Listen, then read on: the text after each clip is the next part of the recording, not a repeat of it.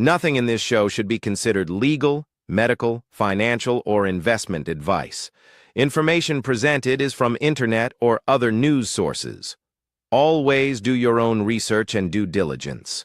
We're not responsible for and expressly disclaim all liability for damages of any kind arising out of use, reference to, or reliance on any information contained in this broadcast.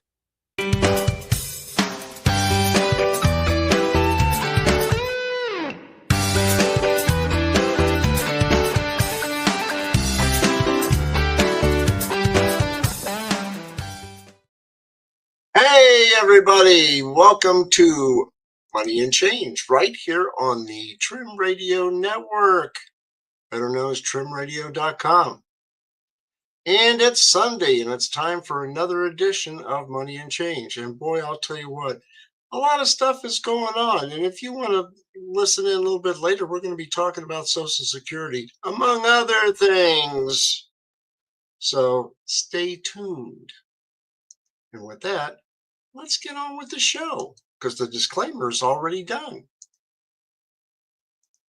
Let's talk a little bit about the Trim Radio Network. And here we have the fabulous four: Michael Bejas, who's the founder and CEO, Roskella Stefan, who's the chief operating officer, somebody all dressed up, I guess that's me, chief relationship officer, and Victoria Smith, who is our chief marketing officer with the Trim Radio Network. And you have to check us out. If you want to be a part of the Trim Radio Network, all you have to do is click on this little red dot. And when you click on the red dot on the right-hand side, you put your name in, you put your phone number in. Don't forget that area code. Also put in what you want to do. Like I want to do my own show on the Trim Radio Network. I want to call it X, Y, and Z, good times ahead, or whatever you want to do. Put your email address in and put in any other details that you want. And then we will get right back to you. All you have to do is send the message and somebody will get back to you very quickly. And that's all you have to do. And it's a really good thing. It's really easy to do the shows. It really is. If I can do them, anybody can do them. What shows do we have on the Trim Radio Network, better known as trimradio.com? Well, we've got Money and Change every Sunday at 7 p.m. And all the shows are live unless I have to play a concert. If I have to play a concert, that's going to be probably late November and into December. So we'll have some encore editions, or people will say, well, those are reruns. Yeah, encore editions. If it's good enough for Rush Limbaugh, it's good enough for me. Also, we've got Life Walk with Christ God with Michael Bejas every Wednesday at 7 p.m. We've got My World, Live, Laugh, and Whatever every Wednesday at 8 p.m. And there we kind of kick back and have a little bit of fun. Also, we have the Natural Marketer podcast every Thursday, and that's with Victoria Smith. And if your company or your sorority, fraternity, high school, even grade school, I don't care. If you need to have some marketing advice, check with Victoria. She's fantastic at it. She really is. So check out her podcast, the Natural Marketer podcast. Also, now that it's football season, it's Offsides College Football Top 25 with Michael Bejas and company every Thursday at 7 p.m. And we have the Positude podcast Fridays at 8 p.m. We have Adventure Awaits Around the Bend. Well, it does wait around the bend. Hopefully you got a bend to wait around. Anyhow, Adventure Waits Around the Bend every Saturday at 1 p.m. And at 1:30 we have Ranch It Up with Tigger and Beck. But then on Saturday nights, hey, we've got the Red Pill reality show with Roskella Stefan, and I'll tell you what, it's a good show, lasts 3 hours. And he brings on different guests, and he talks about a whole bunch of stuff, and I'll tell you what, he's good. You really have to listen to Roskella. And I always tell him, he says, well, you can take the green pill or the blue pill or the red pill. And I tell him I want the green pill, and he hasn't done that yet. Maybe eventually he will. Anyhow, we have some more spaces to fill here. If you want to do your own show, let us know. Contact us, hit that red button, please. And we'll pitch your own show. Yeah, it's easy to do. So you want to check out how we do that, okay? Wow, how do we finance everything? Well, what we do here is shop. Anything that you buy from us goes directly into financing all the shows. So if you need a t-shirt, you need a hat, you need a money and change t-shirt, you need a money and change mug, okay, with a handle, that type of thing, insulated mug. You want t-shirts, polo shirts, other types of mugs. Hey, it's there. Just ask us. And all the money that we get from selling all the goodies goes directly into paying for airtime. And airtime isn't cheap. It is not cheap. So please support us. And if you want to advertise us, that's fine. Contact Victoria Smith and say, hey, I want to help fund everything. I want to advertise. And these are the products I want to sell.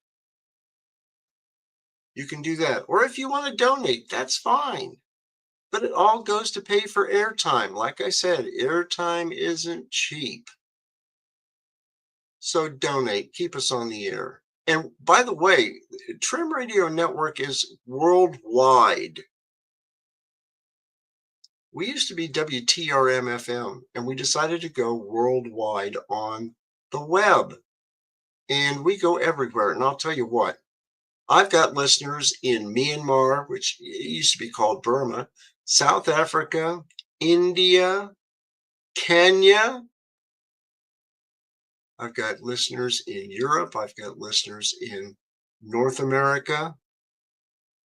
And hopefully they all understand English because I don't speak too many foreign languages. So, we do have listeners all over the place. So, hey, check us out. We've got some good shows. And we also have archives. And that's where we put all of our shows that we've done in the past. And so you can check those out too. But hey, check us out. Tell your friends about the Trim Radio Network. And also, if you want to join us, hey, contact us. What else is going on? Oh, the Facebook page. I've got to tell you about the Facebook page. Yes, we do have one. Money and Change / Financially Prepped. Why do I do that? Because I like to list all the topics we're going to talk about. And I put them in the comment section below. And people say, hey, Stu, I don't see the different shows that you're doing or the different things that you're presenting on your shows. Click on the comment section. And if you go ahead and do that, it's very easy. You click on it. Well, actually, you want to click on like, please. But click on the comment section. And when you do, we have all the different topics we're going to talk about tonight. And it's been that way for quite a while. So you can go back to all of our back shows. All you have to do is just go to our Facebook page. And it's easy to join. It really is. All you have to do is say, hey, I want to join. And I just go ahead and approve you, and you can join all you want. Okay. Now, what do I put up here? Well, I've got videos. Like, for example, the Rogue Prepper. And she talks about being broke and unprepared. She'll show you how you can prepare yourself for any calamity. Save 30% higher, or no, it's a 30% higher electric bill and how to save on that. And that's with Tess. And you can learn some stuff with her. Also, I've got other people. And I'll tell you what, right here, it's a prime example. If you don't catch us on either YouTube or Rumble, you can come back to our Facebook page and click on last week's show. It's very easy to do because we post them there. Okay. I mean, Dave Kobler, he's a good old buddy. He's from North Carolina, actually South Carolina. He's almost in North Carolina. He could probably spit over the ridge and be in North Carolina. That's how close he is. And I'll tell you what, Dave talks a lot about the economy, a lot of things going on. He talks about prepping and everything else. I've known Dave for almost 16 years. Great guy. And he loves to talk on the phone. He really does. And he's a good guy. He really is. So you want to check out his YouTube show, Southern Prepper 1. Okay? So you want to do that. But check us out on Facebook because I put a lot of different things there. And you can join our group. It's very easy. Send me your email address. I'll go ahead and invite you. You got to be on Facebook, but I can go ahead and invite you in. And you can keep abreast of everything that's going on with money and change. I've also got a similar page, but it's for my world. And it's in Facebook too. So all you have to do is just ask to join and we'll get you on the list. Wow, what else is going on? Oh, now we got to get into the heat of the matter here. Transportation Secretary Duffy takes emergency action to protest Americans from non-domiciled CDL crisis on highways. And it says U.S. Transportation Secretary Sean Duffy announced an emergency crackdown on non-domiciled commercial driver's licenses, or CDLs, and learner's permits, or the CLPs, after a nationwide audit confirmed what Zero Hedge, and this is where the article was, readers have known for months. Some sanctuary states are allowing illegal aliens behind the wheel of 80,000-pound big rigs, better known as semis, creating both public safety crises on the highways and national security threat.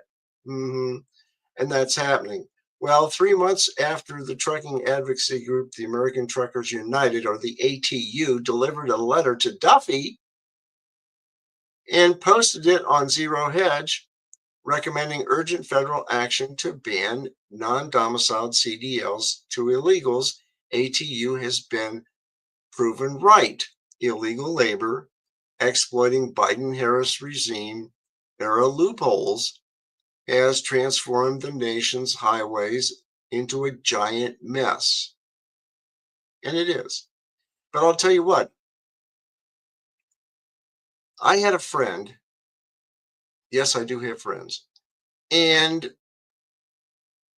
he wanted to ship a car, which is a collector type car, vintage, I'll put it that way, a car down to Atlanta, Georgia, to a relative.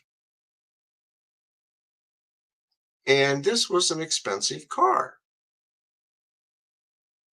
And what he did was he contacted a company to come to his house and pick it up. And he had several collectible cars. And it was supposed to be a $2,000 transfer from his house all the way down to the source in Atlanta, Georgia. The driver turned out to be from the Ukraine. He didn't speak any English. And what he had to do was use a translator program on his phone. So between talking into the phone and translating it from Russian or Ukrainian into English, and then the person in English reading it and then talking back into the phone, translating it back into Russian or Ukrainian, things got solved. And then he loaded everything up, and eventually the car made it to Atlanta, Georgia. But here he is driving on I-75, which is a major U.S. highway. It is very busy, and it goes through a lot of big towns. And I'll tell you what, he has to be able to read English or know the road signs. And that's how his car got down to Atlanta, Georgia. Luckily, there were no accidents and they didn't deliver it to the wrong place. And if you watch Ice Road Truckers, sometimes they have people driving around in Canada that could be from India or Pakistan or other countries, and they don't speak very much English. They don't speak it very well either.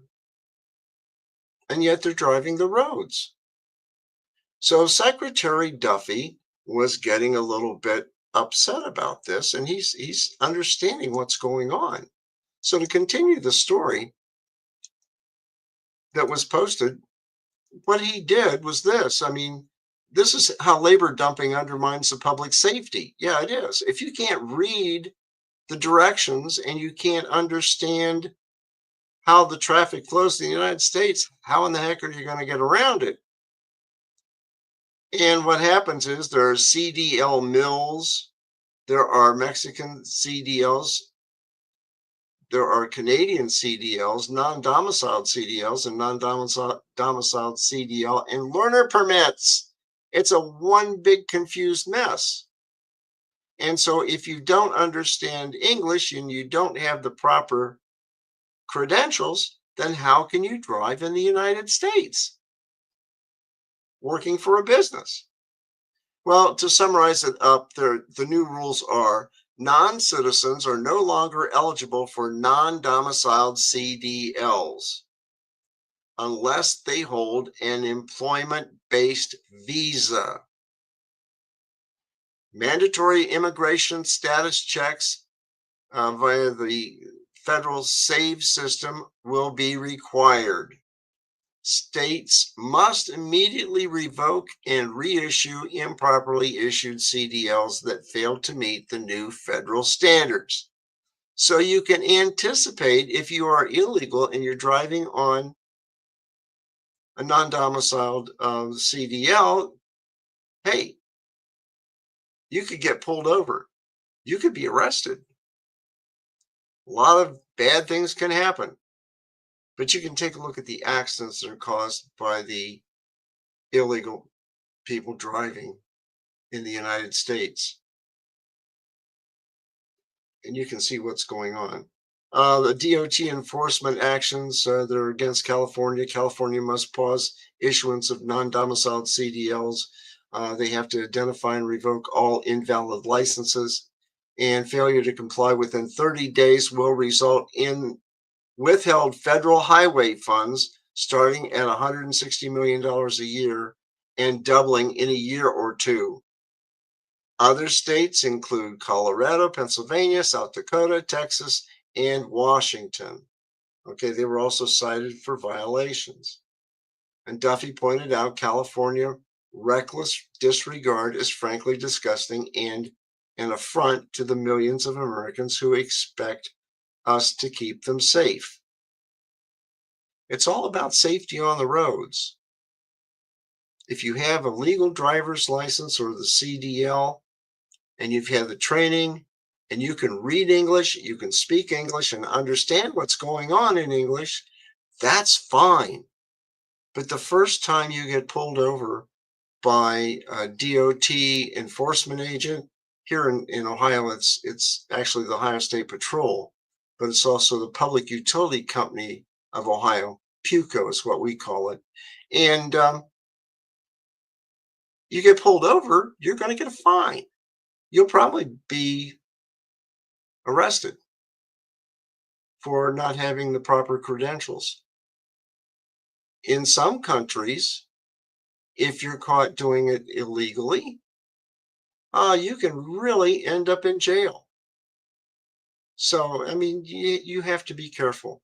And it's really all about safety. What else is going to fix here? Oh, yeah. The state of New York will be mailing inflation refund checks to 8.2 million households. 8.2 million households, according to the governor's office, and it was announced Friday. And Governor Kathy Hochul's office said that up to $400 checks will be mailed directly to eligible New Yorkers, with deliveries to continue through October and November, and that households do not have to apply, sign up, or take any other action to receive the checks. Okay, so here's free money, $400 or up to $400 between October through November. What do we have in November? We have elections, don't we? Kind of sounds a little suspicious to me, giving out free money during election time. According to Hochul's office, Joint tax filers with income up to $150,000 will receive a $400 payment. And joint tax filers with income between $150,000 and $300,000 will receive $300. And single tax filers who have an income up to $75,000 will get $200. And single tax filers with income between $75,000 and $150,000 will get $150, the announcement said. Starting today, we're sending inflation refund checks to over 8 million New Yorkers because it's simple. This is your money and we're putting it back in your pockets, Hochul said in a statement about the checks. But the check will only be sent if the person filed a New York State resident's income tax return, the catch, or Form IT-201. Reported income within qualifying thresholds and was not claimed as a dependent for the tax year of 2023, the New York Department of Taxation and Finance said that. We will begin mailing refund checks to eligible taxpayers at the end of September 2025. And the tax agency said, adding that because of the large volume of checks being mailed out over the coming weeks, some people may receive your checks sooner or later than your neighbors, as mailings are not based on zip code or region. This is going to be interesting. Here we are getting money during an election season. Very suspicious. The rebate checks are different from stimulus checks, also known as economic impact payments, which have been authorized by Congress through legislation and distributed by the U.S. Treasury Department. Sounds a little bit fictitious. What do you think? I mean, free money's free money, but where did that free money come from? It's your tax money. Where did the tax money come from?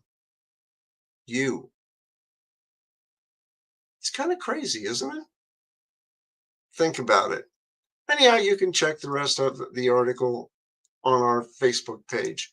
Oh yeah, shutdown looms as September jobs data third quarter finale awaits investors. What to watch this week? Well, just to preface this, I'll tell you something. When I worked for the state of Ohio, we were under 3 different calendars. We had the regular calendar year, January 1st to December 31st. We had the state fiscal year, which started July 1 through June 30th.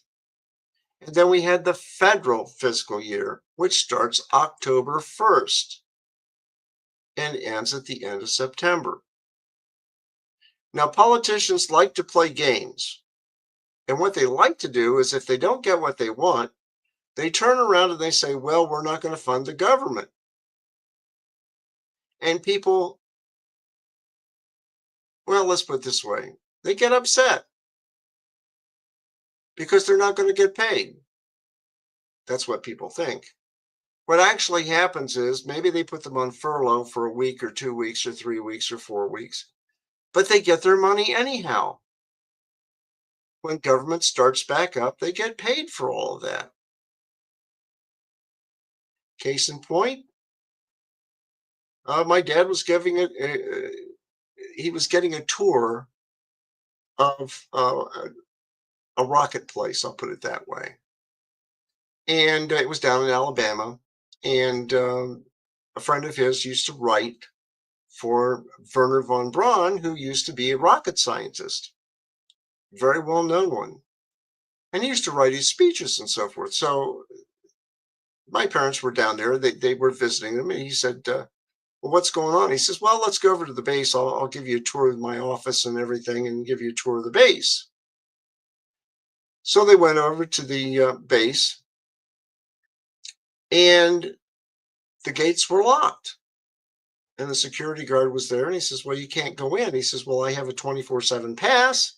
I can get in anytime I want. I work for Werner von Braun. So why can't I go in? And he says, well, the base is closed. There's no money. So nobody's allowed on base except the military people. And we have to guard the base. So that was the end of that tour. But that's what happens when they run out of money. They just shut it down. And as soon as Congress goes ahead and approves the money, guess what happens? They get paid. So much for that. I believe it was Redstone Arsenal, I believe is where they were at. So, I mean, you can imagine different ways the government gets paid or doesn't get paid. That's the same thing with state government and their budgets. I mean, I worked a long time, and sometimes things didn't happen. You didn't get paid because there was a shutdown for maybe a week or so. Then you got paid, but you got paid for the time that you were off. Well, what else is going on with that article? Let's just see, because there was a video with that. And my mouth is not working today. I want you to watch the video.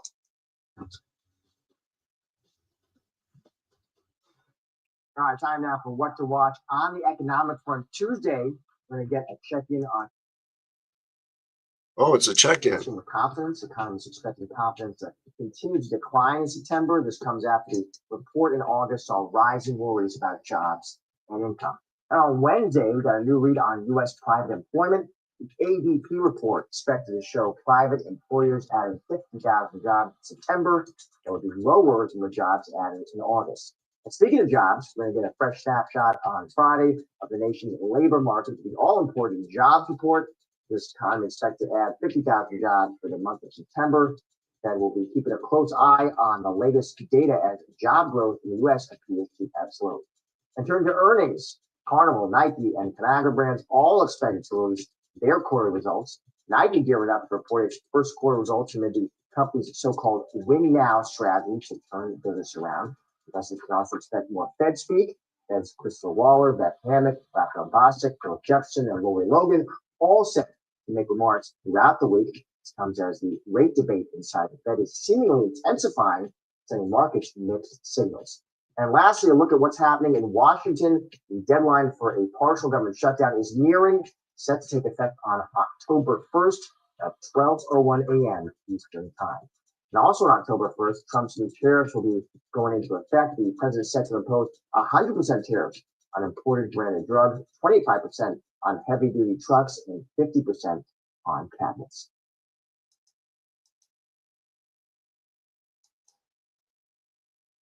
Well, yeah. What happened to my screen? Oh my God. I thought I was dead in the water there. Wow. And I'll tell you what, that's what happens. And it's in any administration. And it's politicians playing games is all it is. Now we'll see how bad everything's going to be at the end of the quarter. And hopefully the government's not shut down very long. And that won't affect the state governments for quite a while. So just hang in there. It'll work out. If it doesn't, you can blame the politicians. Why not? Everybody blames politicians, right? Okay. What else is going on here? If I hit the right button, anybody can hit the right button, I guess. Oh, yes, University of Findlay. And you thought I wasn't going to talk about them. Gee whiz, University of Findlay. By the way, their football team is 4-0. They're 25th in the country in NCAA Division II football. But I'll tell you what, the University of Findlay is more than football and basketball and soccer and lacrosse and so forth. It's a good school. It's located in Findlay, Ohio. It's an NCAA Division II school. But I'll tell you what, it's a very good school. 12-to-1 student faculty ratio. They have 3,200 plus students. Normally it's about 3,800 students. People from 32 different states and 51 different countries. Ohio's 10 most affordable colleges with Money Magazine. Best Midwestern colleges in 2025. That's the Princeton Review. And the best colleges in America in 2024 with Money Magazine. Okay, that's good credentials. They have good professors, good facilities. It's located in Findlay, Ohio, which is an all-American city. And I want to tell you something. It's a good school. If it wasn't, I wouldn't talk about it. I don't get paid to talk about it. I just talk about it because it's a good school. Well, I went there, but I went to so many other different schools. I don't really push them because the University of Findlay is a good school. And so Xavier University, I went to Xavier too. I think I went to a total of 6 different colleges and universities. That's a lot of schooling. But the University of Findlay, hey, it tops them all. Okay? It's a good school. Check them out. www.findlay.edu. Okay, can Social Security be saved for future generations? And this was Charles Hugh Smith of Two Minds blog.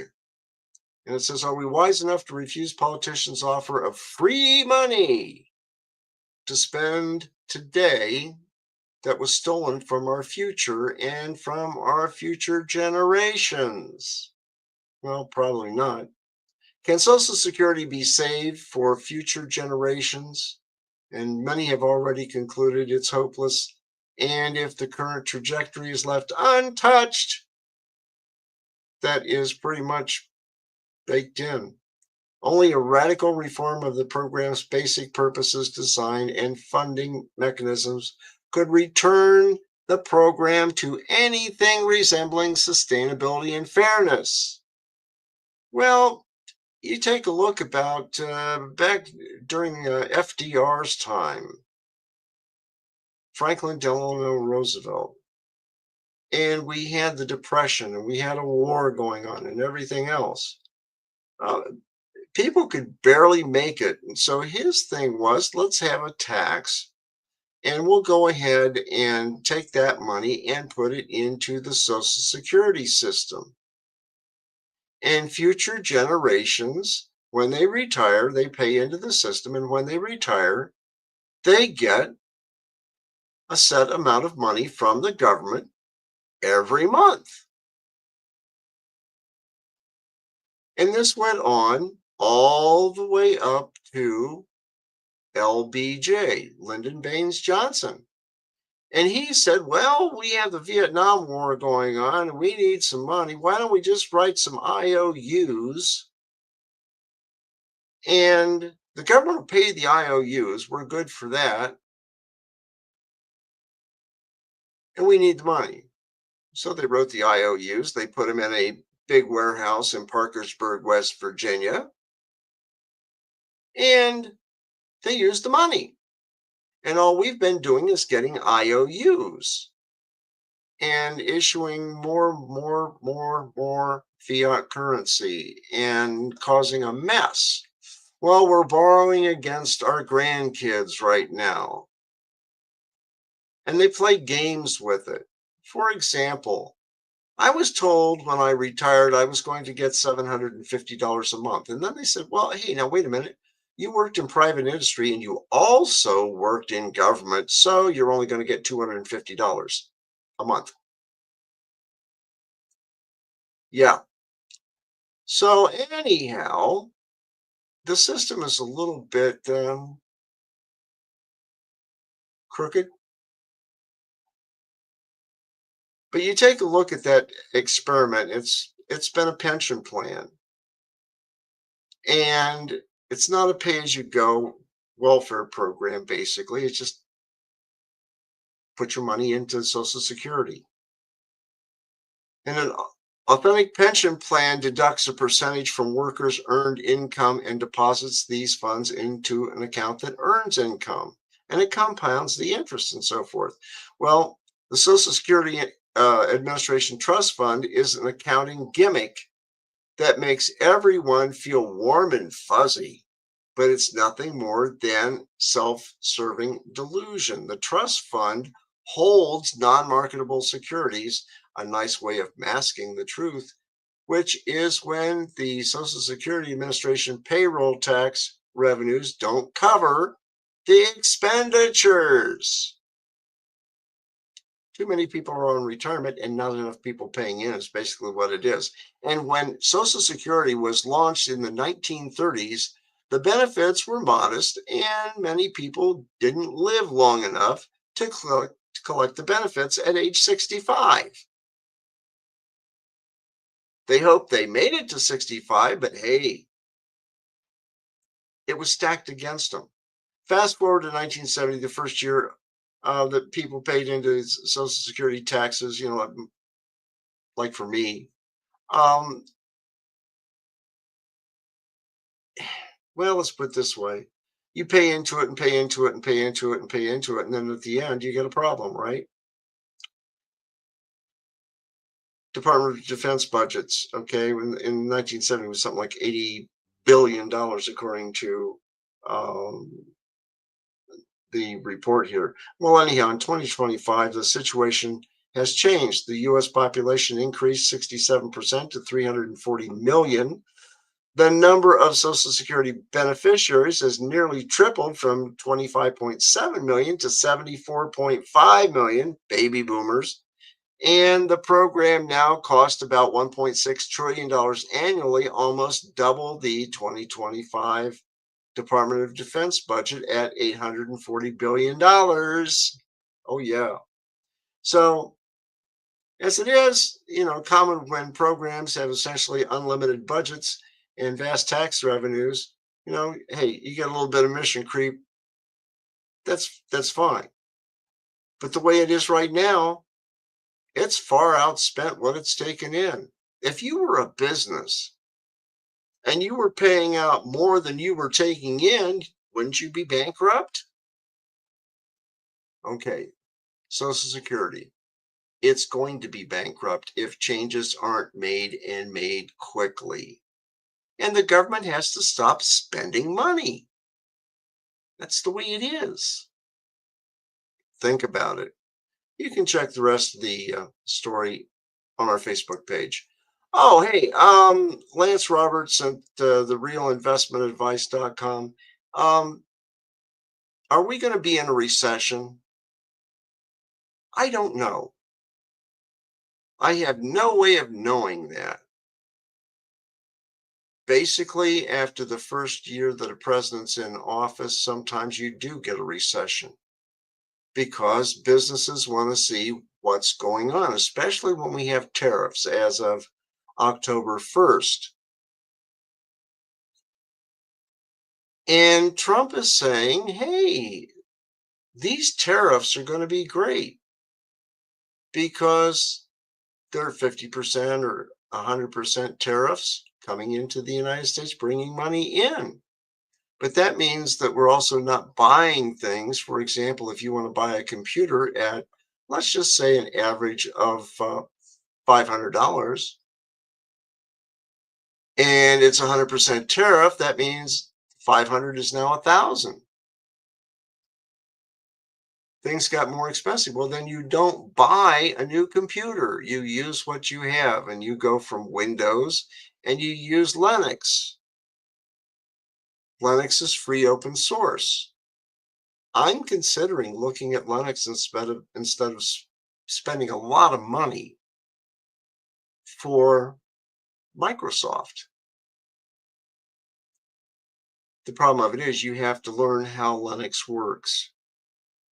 But you can take an old computer and run a lot of good stuff on it, on open source programs in Linux, Linux. Check it out on YouTube. There are a lot of people that want to talk about Linux and how it is. And I only think about 5% of the people use it. But from what I've seen, it can do everything that the more expensive programs have. But anyhow, getting back to recession, we could be in a recession until the economy picks back up. And suddenly, if we start picking back up, maybe the tariffs will help fund other programs. I mean, you don't know until we see what happens here. So is there a recession? There'll be a slowdown with jobs. And when they do that and investors start cutting back, there's a problem. But you're going to get a bounce back after that. Something is going to take off and people are going to say, hey, we're not in a recession anymore. We're going to reinvest. We're going to do things a little bit differently. We're going to economize a little bit more. So I think it's a little too early to tell. Help wanted. These are the most in-demand jobs of the next decade, according to Zero Hedge. In light of the rapid advancement that artificial intelligence tools have made since the release of ChatGPT in late 2022, people have been pondering the potential of artificial intelligence to replace certain occupations, trying to figure out if and how the technology will change the way people work. And while the focus of discussions like this is often on the risk of certain jobs being replaced by emerging, I'll get that right, technologies, these shifts as well as social changes usually offer new employment opportunities as well. And so the U.S. Bureau of Labor Statistics occupational employment projections, transportation and material moving will be among the faster growing occupations or occupational groups for the coming decade. Okay, transportation and material moving, truck driving, maybe operating trains, planes, Uber, I don't know. But according to this chart from Statista, the most in-demand jobs of the next decade, the largest projected increase in employment in the U.S. between 2024 and 2034, home health and personal care aides. They're going to need 739,800. Software developers, they're going to need 267,700. Stockers and order filers, maybe it's Amazon or others, 235,000 jobs. Fast food and counter workers, 233,200 jobs. Restaurant cooks, 217,000. Registered nurses, 166,100 jobs. General and operations managers, 164,000. And medical and health service managers, 142,900 jobs. Do you think it's right? You know, we've got a lot of home health care people that are needed now in nursing homes. And sometimes they can't find people to work those jobs. Then there's fast food. My God, all the fast food chains around here, when the high school kids go back to school in the fall, all the restaurants are short-staffed. Then you have problems there. Restaurant cooks, a good cook is hard to find. And once you train them and you train them well, they often go off on their own, working for somebody else. Registered nurses. Oh, we need registered nurses. But they overwork the nurses. They do. They have 12-hour shifts, or in some cases, they might even go 16 hours. The medical and health service managers, yep, they're going to be up there too, because more people being treated in hospitals. So you can check that article out too, okay? Wow, Rusty Duck's custom pens and obituaries? No. Gee whiz. I go and click on something and it changes. Hey, we've got Rusty Duck's custom pens and blanks, and you didn't think I was going to talk about them, but I am. Phil over at Rusty Duck's Custom Pens and Blanks makes really good presentation pens. Like I've said in the past, he's sold them down at Disney World. He's gone to trade shows in Japan, all kinds of things. He makes some very good pens, and the center sections, he'll make those custom for you too. If you have a pen design that you want to do, hey, let Phil know at Rusty Duck's Custom Pens and Blanks. Check him out on Facebook. I've known him for years. He does fantastic work. And I've got pens by Phil at Rusty Duck's Custom Pen and Blanks. And so does Michael Behas. Michael Behas was working on a custom car, and he had that design put on a pen. Phil did the work. We didn't say, Phil, would you make one for me for free? No, we paid him for them. We really did. The workmanship is fantastic. And if you like the Second Amendment pens that he's got, check them out. The display cases for those are fantastic. What else is going on? Oh, yeah. Biggest federal student loan changes, what you need to know. And let's get into that, because everybody has a student maybe or a grandchild that's going to school, and they may get a federal loan. So let's see what's going on. I wanted to ask what some of the biggest changes students and parents should be aware of this year under the Trump administration, if there are any changes. So there are some changes. One of the big changes that was a good change for a lot of people, and that is a change in asset information.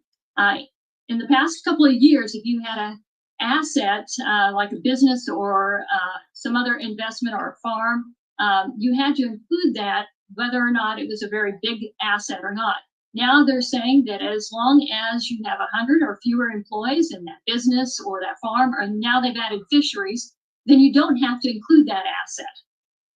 Now, students this year will be under some new rules that were had gone into effect with the budget reconciliation bill that was passed this past summer. And the biggest change there is some of the student loan limitations. We don't know all of the details yet because they're actually going to be going through negotiations and setting out the rules for some of those, but we do know that parents are going to be limited in the amount they can borrow. Parents will only be able to borrow $20,000 per year per student for a total of $65,000 per student. Now, if a student is planning to attend a very expensive school or go out of state, that could have an impact on how much money they have available to them under the federal loan programs to pay for an education. They can look at other loan options, but it may be more expensive and harder to obtain. That's the biggest change really impacting students that are undergraduate students for the 26-27 academic year. There are some other changes too, and some of those are good changes, like expanding the Pell Grant program to include workforce programs. Again, the rules haven't been written for that yet, but we're looking for some expanded programs that students can take, like credentialing programs and certificate programs. And Kathy, we're out of time, but there is so much to talk about on this subject, so we'll have to have you back. Appreciate your insights. Yeah. And they're still working on the rules. So we'll have to wait and see what happens. Going to school can be very expensive.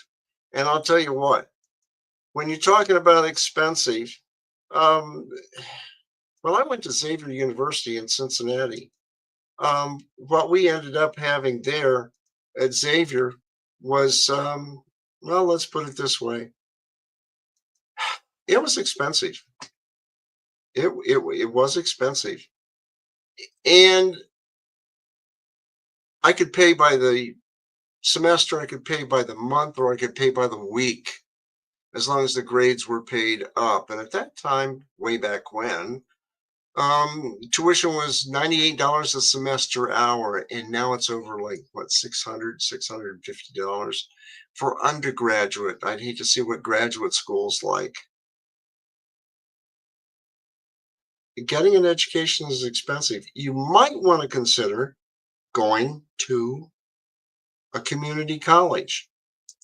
Get your training at a community college and then go from there. You can save a lot of money. I personally had friends whose students were in high school and they already had their freshman year or even their sophomore year done when they graduated from high school. They were very smart, and the state community college was right next door, so they could take classes there. So, something to consider. Well, what else is next? Well, let's just see. If I can find the right page. Come on, fingers. I know today is something else. Sometimes wacky things happen on computers, and it's happened. What else we have going on here? Oh, September food inflation. Yeah, since we're having inflation, as of September 2025, the latest available data from the U.S. Department Bureau of Labor Statistics is this. Overall monthly increase consumer price index for all food rose 0.25%, or no, 0.4% from July through August. Annual increase as of August 2025, food prices were 3.2% higher than they were in August of 2024. Groceries versus restaurant prices. Food at home, go out and buy your own groceries and cook your own meals, increased by 0.4% in August, bringing the annual increase to 2.7% when compared to August of 2024. Food away from home, that means going out to eat, increased 0.3% in August with an annual raise of 3.9%. Wow. You notice that when you go out to eat. Yeah, you do. And that is something. Well, here's something else. What happens about tips? You go to a restaurant and you have to tip people. Listen to this. Move to eliminate taxes on tips. Now all tips are included in that. And then in the background, you have a shift in the behavior for tipping, where it feels like every which way you go, you're always having to tip. So your general thoughts on Andrew Zimmer. It's a circular firing squad. Tipping as a system has an awful history, right? And it's an antiquated system. But what you also have is people in the front of the house who traditionally are making a lot more money than the people in the back of the house. Now, a lot of folks have argued that group is smaller, that group is oftentimes easier to schedule, et cetera, et cetera. But as we've seen post-COVID, not only has human behavior changed, resistance to tipping, but we've taken away the ability in many states through junk fee bills, like in my state of Minnesota, taken away the ability for restaurants to add a surcharge to your bill that simply goes to, let's say, we're taking 3% and adding into your bill to pay for healthcare costs and to our, to lend a gratuity to our back of the house employees. We do it in Europe, right? 100%. Well, that's a much more professionalized industry over there. And those employees, the regulations in one part of France are equal in the other part of France. When we talked before about regulatory issues, one of the biggest ones is that state to state, it confuses the consumer. The service charge in one state, a surcharge is A-OK. In another state like mine, Minnesota, it's not okay. We have to have a national plan, but unlike so many other things that we've seen roll out from this administration, it has to have incredible forethought put into this. Another reason why a Secretary of Food would be such an important thing. It's not just, an almost $1 trillion bill like the farm bill that includes SNAP. We're also talking about issues like this that would actually help support the third largest piece of our economy when it comes to jobs, and that's the food service worker. Yeah, and you think taking an aggregate with rising costs and then the tipping and the inability to really add a surcharge, it all adds up for these restaurants. Right. Andrew Zimmer, great insights there. Thank you so much. Appreciate you joining us. Can I throw in one more thing? Givingkitchen.org. It's the best place to take care of food service workers. And Food Service Worker Day is this Thursday, the 25th. In 2/3 of America, you should post a little story about what it was like when you were working down on the Jersey Shore and hashtag it FSW Day. I have many stories. FSW Day, and go to givingkitchen.org. Your dollars help, but educating people in awareness really helps too. If you've heard something here today that makes you want to help support a food service worker, a simple act of gratitude helps a lot, and giving a couple dollars helps too. Yeah, and it does, but I'll tell you what. When you look at everything, you often say, well, gee whiz, if the service isn't good, you're not going to tip. If you have to sit there and wait for a half an hour just to be waited on, or an hour and a half to get your food, that's poor restaurant management, isn't it? And so you're not going to tip. If the restaurant has a good reputation and very good service, the customers will take care of that restaurant. It's a simple fact. So when you go out and you go to tip, customarily it's 20% on the tip. But when you have tight money going on, you tip less because money's tight and times are hard. So take that into consideration too. Well, with that, guys, that's all I have for this week with Money and Change. You can check us out on our Facebook page. It's easy to join. Stop back next week and check us out on Money and Change, because we'll have some more data and things to save you money. But like I always tell people, and I have for years, pay down your debt. Put some money aside, set up an emergency fund. So if your car breaks down, you got money to help pay for it. Buy some long-term food. Canned goods are great. If you like canned meat products, Keystone meats are the best, really, for long-term storage. Make sure that you get plenty of fruits and vegetables stored up, cans. Frozen foods too, if you have the ability to have a freezer and store fruits that way. A lot of things to consider, but you pay down your debt, put some money aside, buy long-term foods. Also, make sure you have a good first aid kit. Make sure you can preserve or purify water and store it. Make sure you have blue tarps for your roof in case you get a leak, okay? And the proper clothing that you need for whatever season you're in. That's all you have to do. And if you lower your living standards a little bit, you can save some money. And by saving the money, then you can afford paying cash, like I do. You have a good week. We'll talk to you next week. And also check us out on My World on Wednesday at 8 o'clock. That's when we have some fun. See ya.